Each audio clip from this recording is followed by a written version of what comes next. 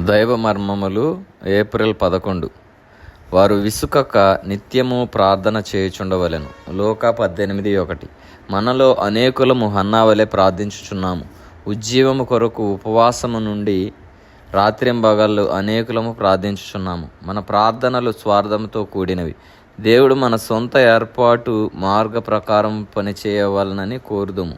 అయితే మనమింకను దేవుని అక్కరకు గుర్తించనందున దేవుడు ప్రార్థనకు జవాబివ్వడు. మనకు అక్కర ఉన్నది, అయితే దేవునికి కూడా అక్కర ఉన్నది. మనము దేవుని అక్కరను గుర్తించినది ఆయన ప్రార్థనకు జవాబివ్వడు. దేవుని సేవకులమైన మనము ఉత్తర ఇండియా, దక్షిణ ఇండియా, ఆఫ్రికా, ఐరోపా, అమెరికా మరి ఏ ప్రాంతమైనను సరే దాని పట్ల దేవునికి గల అక్కరను గుర్తించుటకు ప్రార్థించవలను. కొన్ని ఏండ్ల క్రిందట దేవుడు ఒక స్థలములో పనిచేసినందున తిరిగి అట్లే పనిచేయాలని కోరుట తప్పు. అది మన తలంపు. అందుకే మన ప్రార్థనకు దేవుడు జవాబిచ్చుటలేదు. హన్నా ద్వారా ఎట్లు ప్రార్థించవలనో మనం నేర్చుకుందాము గాక. మానవుడు లేకుండా దేవుడు పనిచేయడు గనుక ఆయనకు ఒక వ్యక్తి అవసరము.